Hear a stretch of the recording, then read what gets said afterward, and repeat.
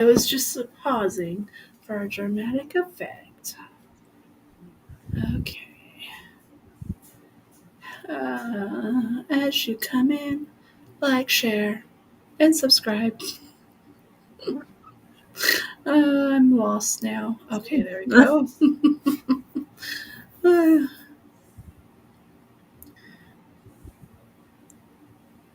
Okay. Cancel. Shh, ka, ka, ka. That's what I'm thinking. It's so quiet. I know. It's so weird, right? I can put some background music on this app if you want. You're good. Share to snappy chat. Public.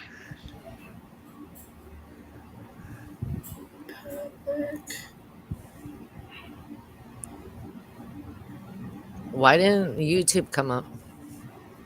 It's up. I see it. But mine didn't. Mhm.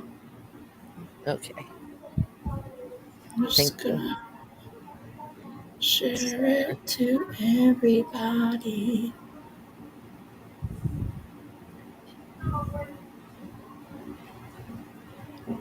Nice. Okay. I've had so many like old friends add me on like Facebook, and I'm like, do I share it to them? Is that weird? I don't know. Okay. Okay. Anywhere else I can do later. All right. So let's get started. If you are in, just make sure that you comment on here and let you know that we're here, whether you're on Trivio or YouTube or Twitch or Facebook. Okay. So welcome, dear listeners, to another chilling episode of Harlots of Spooktalk, where the shadows come alive and the whispers of the past beckon us closer. I'm LD Paduloma. And I'm Karli. Sorry. Tiffany, I just realized, does Tiffany have hers up? I didn't get one. Yes, you did. We can start over. Hold on. We Okay. got a couple minutes. Just give me a second. Let me resend this. I know I sent it to you. I sent it to both your email addresses. No. We're all looking at each other like, uh-oh. I know. I was like, oh my God, please tell me she got it. Now everybody can see why we have bloopers. I know. Okay, is yours at the Yahoo or the Gmail, Tiffany? No, it's a Yahoo. Okay. Because you sent me I things sent. there. Hold on. I sent it to both earlier. It's labeled under Intro Louisiana X Smurder. Nope. Well, maybe your friend is in your email. She's stealing your emails. Jennifer, hey. We are Tiffany's. I'm not gonna say we because this is Tiffany. Some technical difficulties. I'm gonna put some music in the background. That way. Did you get it? Oh. Yeah. Good. Hold on. Yeah. We have to get that screen that flashes technical difficulties and start using it. I'm just saying. Yes. Saying. Okay, let's go again. If you are in here, just make sure to comment and hit the like button over and over and over again. Okay, so welcome, dear listeners, to another chilling episode of Harlots of Spooktalk, where the shadows come alive and the whispers of the past beckon us closer. I'm your host, LD Paduloma. And I'm Karli. I'm Tiffany. Tonight we're diving deep in the haunted history of a place that sends shivers down the spine of an infamous Louisiana axe murder house, but not the house. You know what I'm saying? So the site steeped in blood and mystery, where the echoes of a gruesome past linger in every creaking floorboard and flickering light. That's right. Louisiana has seen unspeakable horrors, and its walls of some of the places seem to hold onto the secrets of those who met their tragic fate within. We'll explore the chilling tales of apparitions that roam its halls and the ghostly whispers that have been captured on EVP recordings if you dared to listen. But before we plunge into this dark abyss, don't forget to like, share, and subscribe. Hit that heart button to show us some love. And remember, we want to hear your ghost stories too. Send them to send them our way at Harlots of Spooktalk at gmail.com. Your tales could be featured in our upcoming episodes. So, as we unravel tonight's spine-tingling narrative, we also want to remind you that your support keeps our haunting journey alive. If you enjoy our content and want us to continue sharing these eerie tales for free, consider donating to our Cash App, MareBear08. Just put host, which is HOST, in the subject line so we know it's from you.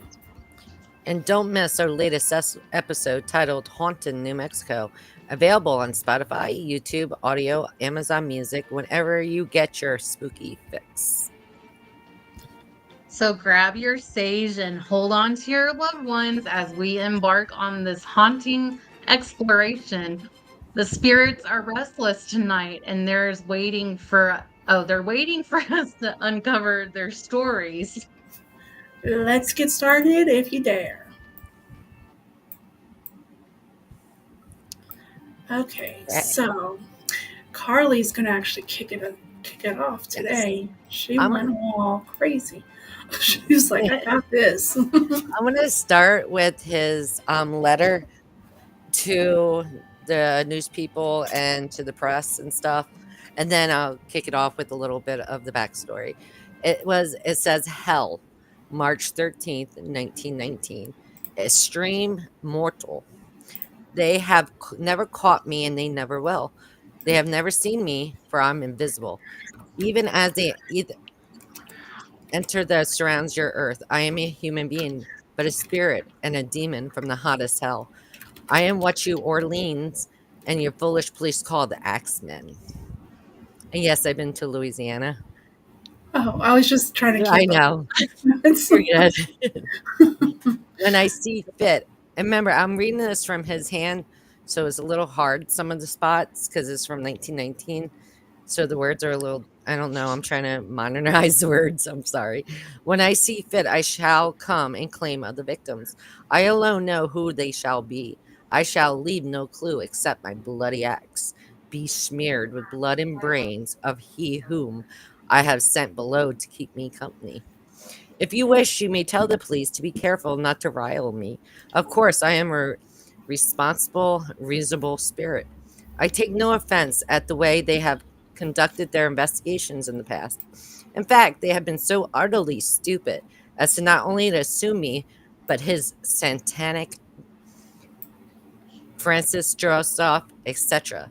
But tell them to beware. Let them not try to discover what I am. For what it were better than that they were never born than to incur the wrath of the axeman. I don't think there is any need of such warning, for I feel the police will always dodge me, as they have in the past. And then he just goes on about, what we're about to talk about. And then he signs it the Axeman. So he is said to most of his victims down in Louisiana were Italian immigrants or Italian Americans, leading many to believe that the crimes were ethnically motivated. But some say he was actually a sexual sadist and always motivated by the women. Criminologists, what? Well, yeah. Criminologists Colin and Damon Wilson also thought that Axeman killed male victims only when he obstructed and they were in his way of killing the women themselves. So, and one of the thing is, Axeman committed the murders in an attempt to promote jazz music.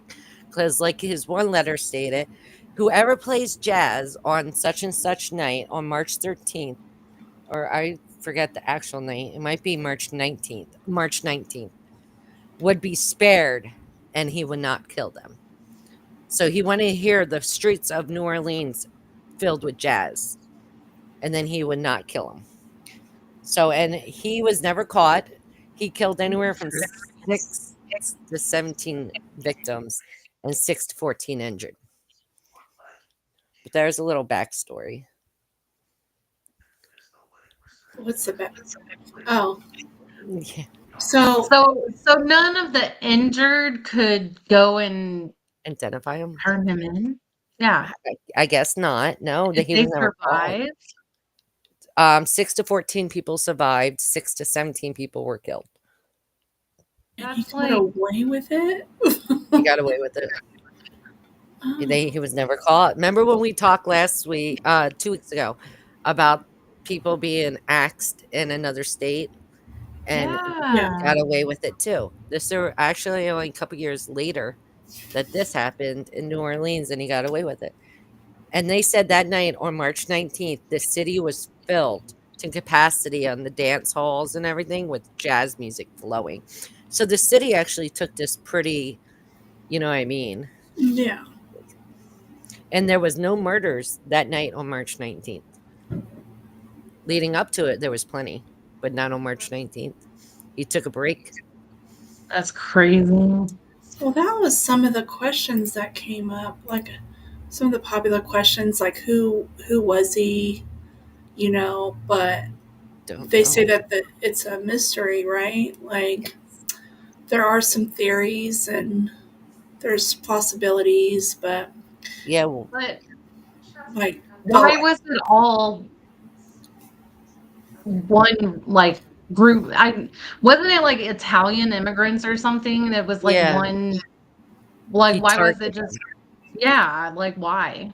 They can't explain since they never caught him. They can't really explain why somebody would do this because without the criminal like background of the That's criminal, just so crazy. they it did could have have. been like that he was a major like racist,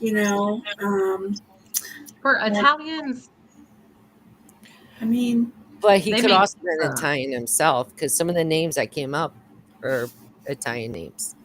some say it was the mafia. Um, oh, the Italian mafia, yeah. mhm.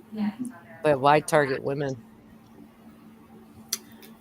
Well, you said that was the motive. I'm like, it was like, It might do you have know how been. many true crimes we've done on men that have mom issues and they just go after like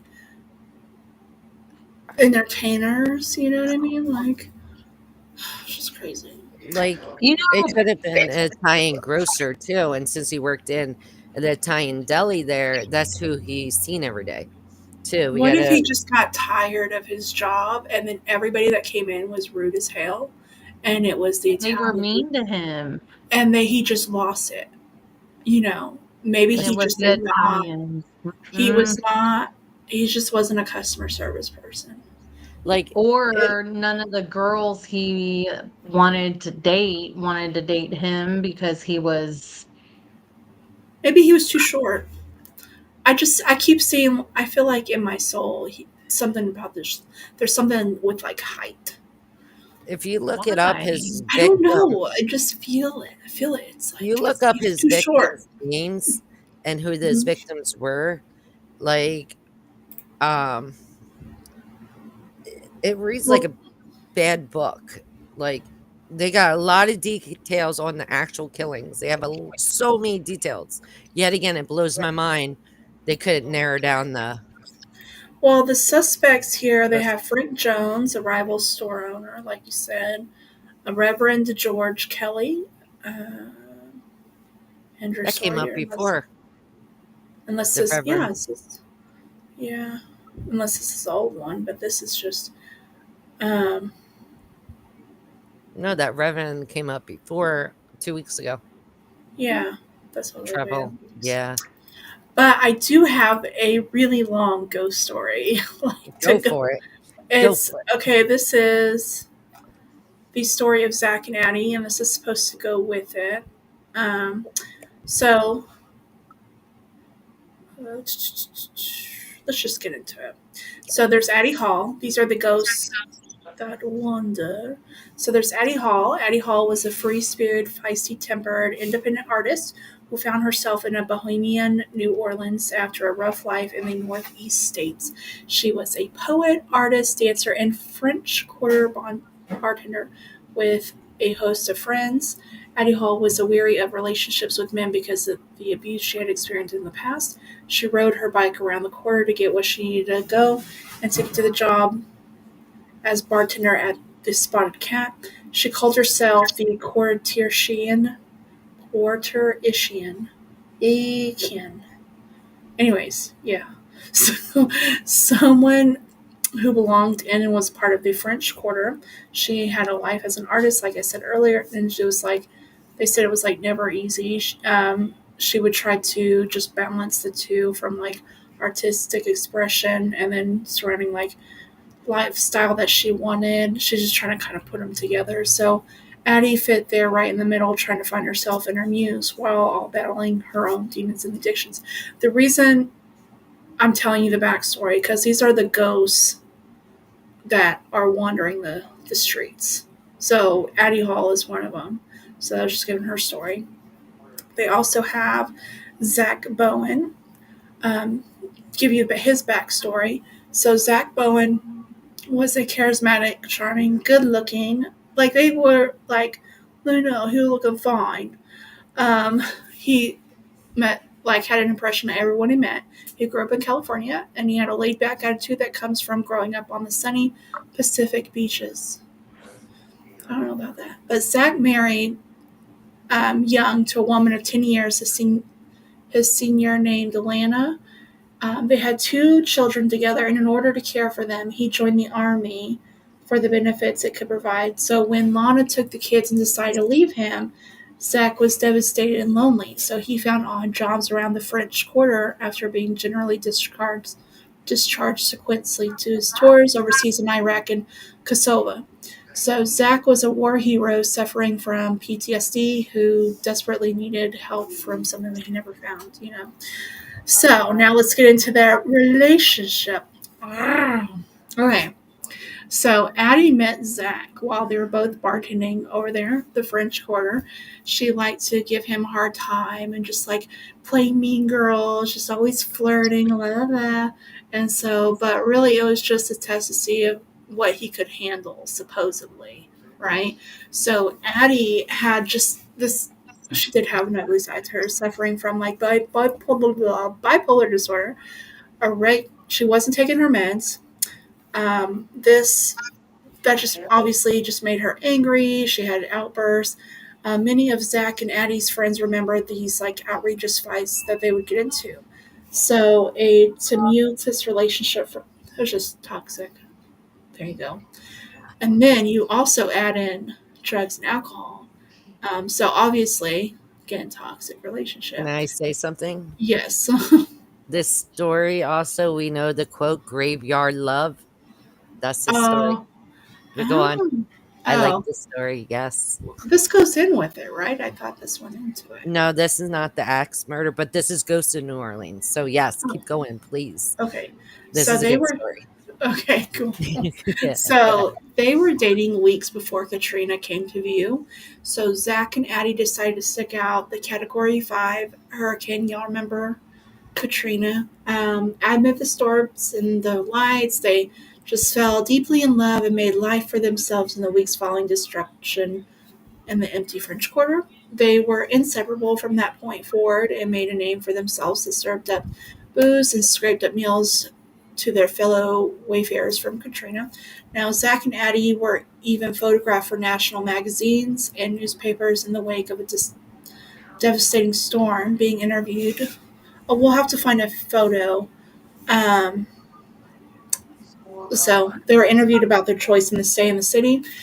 They just felt like they were on top of the world, like, just king and queen. When reality came and sat back in, the lights in the city turned back on, the stars disappeared, and the real cleanup began. So Zach and Addie were forced back into a lifestyle they weren't ready to experience again. Bills piled up, job schedules came back, responsibilities returned. The bonfire in the middle of the street that were cooked on was reduced to ash. Addie wanted Zach, but she didn't want his life or responsibility of the children or the ex-wife. Sent The it. Okay, perfect. So the honeymoon was over, and the physical and emotional pain and abuse was only mildly numbed by the vast amounts of alcohol and drugs. So basically, okay, now we're in the moment. Violence, violent fights erupted. They just started to drift apart. No longer passionate. Getting a new apartment together. They just thought maybe getting a new apartment together and starting over. They walked down to Rampart Street and became part of a for rent sign. An apartment above the famed Voodoo Temple at the time was available immediately with months' worth of tips in their pocket. They made an effort right away and they went ahead and moved in. So they just went ahead and packed, only but like a few boxes. And then Addie went to the landlord and asked that the lease be in her name and her name only. Bum, bum, bum. And she discovered that Zach was cheating on her and decided that this was the last straw. So, considering her past with men, this was like an end all be all situation to the relationship. The landlord wrote a handwritten contract and asked that Addie sort it out in hopes that they would get back together. Once Zach learned of this deception, the deception, he became angry and inconsolable. So that's what brings us into the murder and suicide. So let me pull up that. Kate, are you able to pull up photos on here? I can't. I don't have mine linked. I sent it to you. I'm sorry. No, you're I good. don't have this linked to my iPad, or it would I be. got it right here. Let me go ahead and before I even This pull up this is part. one of the famous photos from them too, after Katrina. Yeah, because when they said Katrina, I'm like, okay, this wasn't very long ago. Well, I guess it Yeah. was, but it doesn't feel like it was long ago. I gotta open this. Oh, here we What go. was it, 2005? Around. I'm old. I don't remember. Probably. Okay, so this is the couple. So around 1 o'clock a.m. Thursday, October 5th, 2006. You were close. Zach strangled his girlfriend, Addie Hall, to death. He was drunk. He fell asleep next to the corpse on the futon, committing necrophilia, and got up the next day and went to work. What His was that? Necrophilia.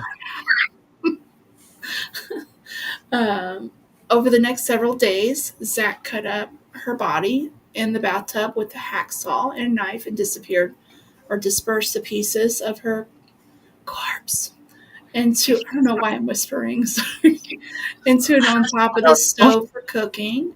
For cooking. Yes, he Wow. cannibalized. Oh my gosh. As well as in the refrigerator, he gave her a haircut and placed her head inside of a pot on the front of the Like stove. Jeffrey Dahmer. Mm-hmm. Mm. He placed her small feet and hands inside another pot on the back burner of the stove. Her legs and arms were in a roasting pan inside of the oven. And finally, her torso in a black plastic bag in the fridge to be dealt with later. Apparently, his intentions were to separate bones from flesh as means to more easily handle the disposing of her body. Many at the time said that there was intentions of cannibalism, but the autopsy reports confirmed there were no signs of it. So, but I'm like, then why put her in a pot, bro? But keep But reading. Crazy. Keep reading about the oh, suicide. oh Keep going. no.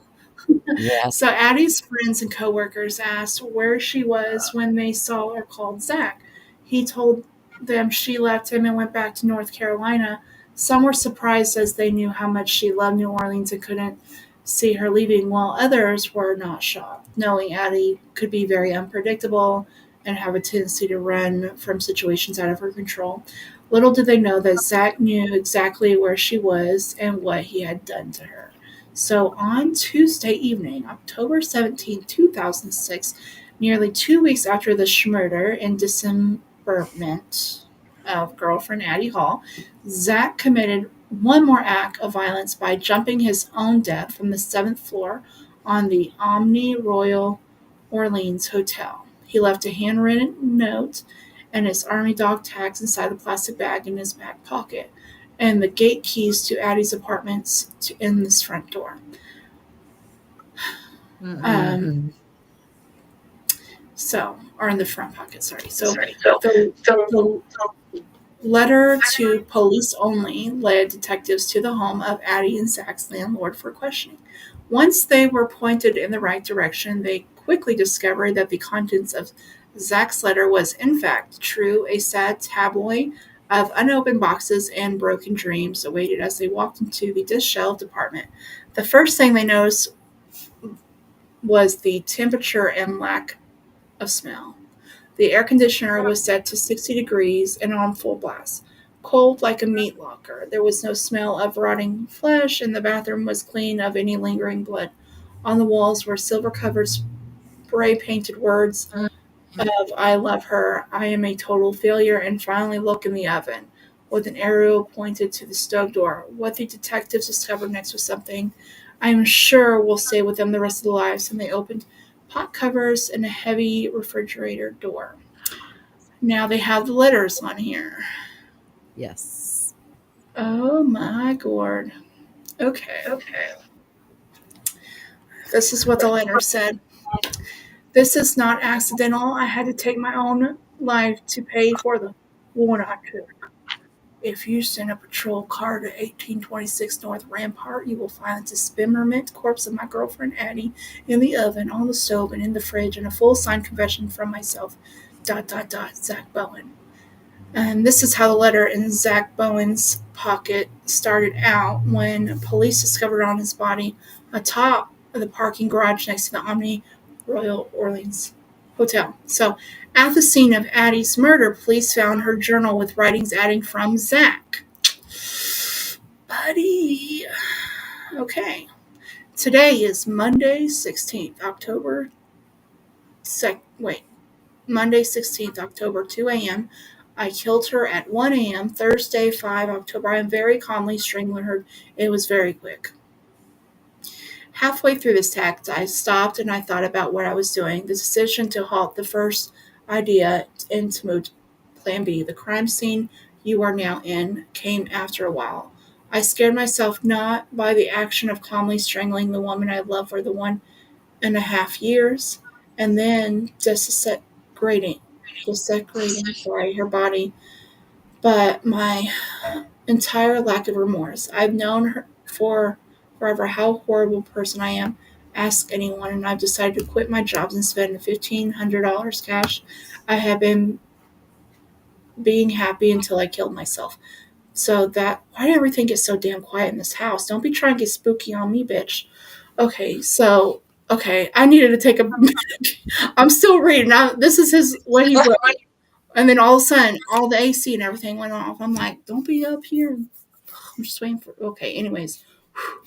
So that's what I did. Good food, good drugs, and good strippers. Good friends, and any loose ends I may have had. I didn't contact any of my family, so that explained the shock, and had a fantastic time living out my days. It's just about time now. And that's why you do not okay. That's why it's called graveyard love, because these people had a paradise why they didn't have power. Why Katrina, after Katrina happened, remember, we talked about this one.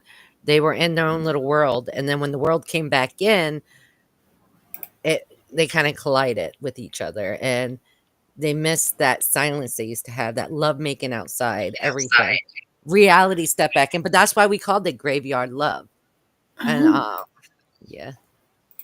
Well, we didn't well, I call it that. lost. Somebody else called it that, but Yeah, I call it toxicity, and this is the reason why you should not date online no more.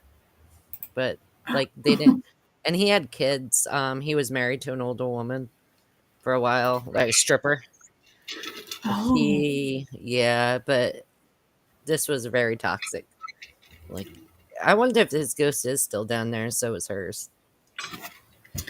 I mean, if That'd be she cool. didn't know what like happened to her, then I would assume like she would have unfinished business. But yeah, You know what I mean? Like mental health. it's a Do you thing. think? Oh, okay. When you said it was the French quarters, right, of Mhm. Louisiana. Now, I'm sorry. I had this thought when you said this, and I was waiting till we were done. But you know, the axe murderer, and he was killing Italians. Mhm. What if he was French? Could have been back then. Well, did And, the Could have that been. just popped into my mind.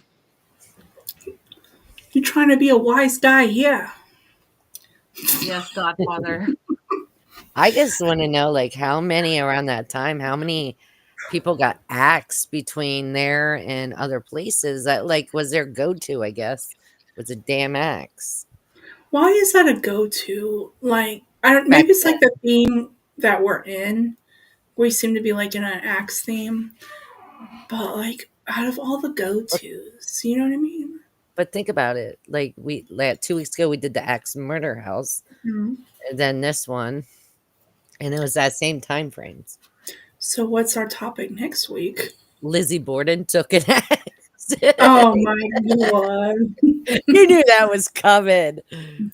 We got to Let's Look go at to do you it. with a bunch of ass Massachusetts. murder. I'm actually gonna bring. I haven't even. I meant to say this earlier, and I was like, oh, I've got to talk to you about it. But I was gonna bring Jessie on next week with us, and we can get. I'm sure she'll be happy to go over any axe murder with us. We could do the most famous one, Lizzie Borden. Lizzie Borden. I feel like we've done her. Have we? Did we do her? No. No, we didn't yet. It's time. It's time. We led up to it. We did. We were leading up to it. Now it's Yeah. time to talk about the conspiracies of Lizzie Borden. The question is Tiffany ready for Lizzie Hell Borden? yeah, I am. I have and been we waiting on this. She and we got to look. go. She was so excited. She went home and she wrote down all the lists of all the true crime axe I did. murders. She wrote a Mhm. whole list. I'm like, she's like, okay, but it's at home, but I'm gonna show you. I made a list, and I'm like, well, just send it to me. And she's like, okay. And then as soon as she got home, and I'm not even being dramatic. As soon as she got home, she's like, here's a list. Like, No joke. I am a true crime junkie, just like my shirt says. So, yeah. Oh, And the yeah. bloodier, the better. we got Yes. I as need long as more bodies. No, I'm just kidding.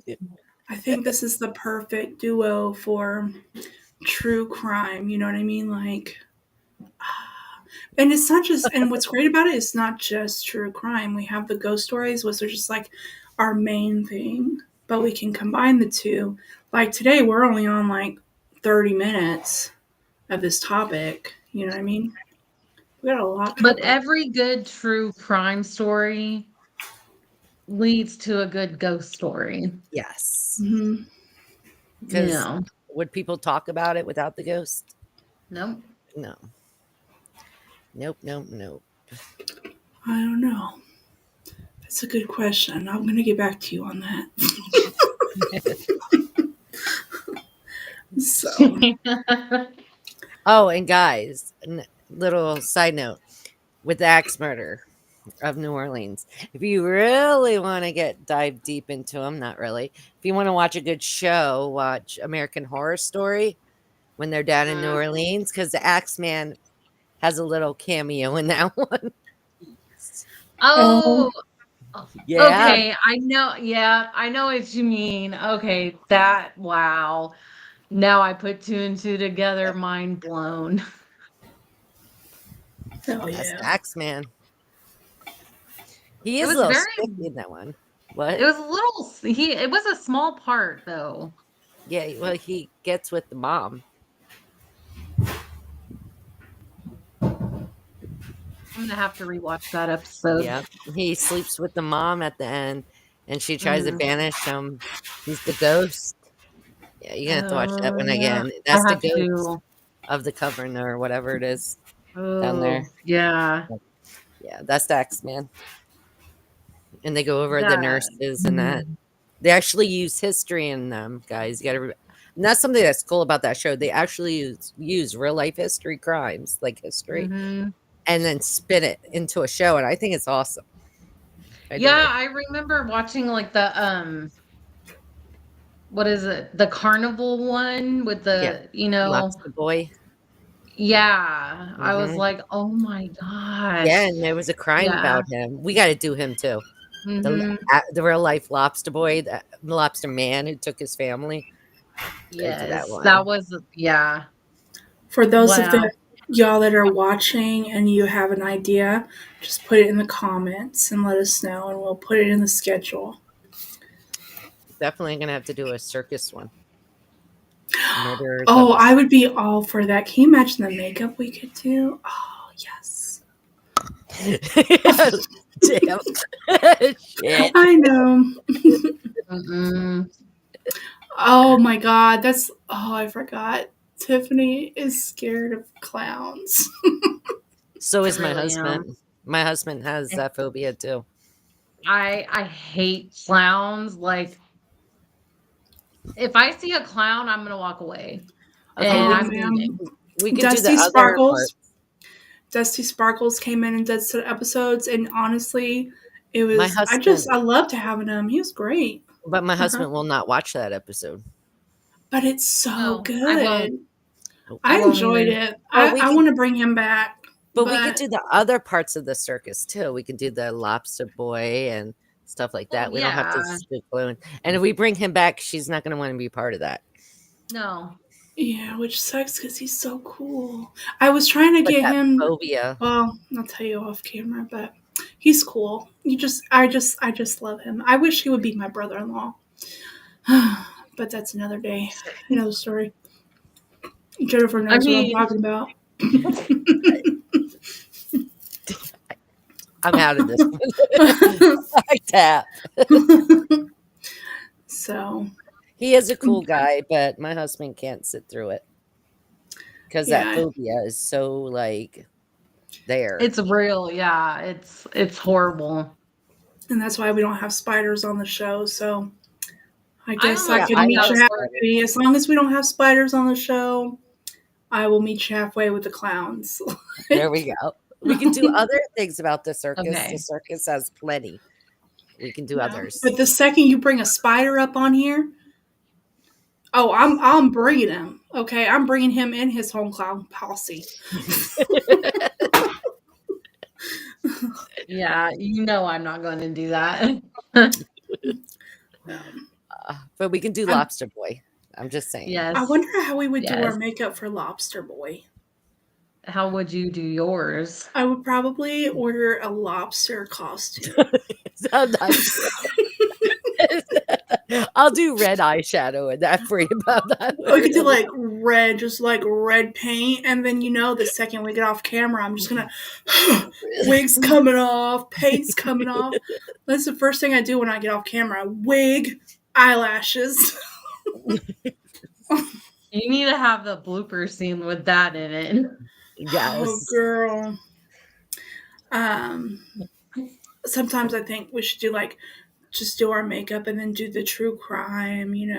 Thought that would be fun, or like tell the ghost stories and do like ghost makeup or ghost I face. don't own a lot of makeup, so you're gonna have to like Me neither, but we're gonna bear figure with it out. me.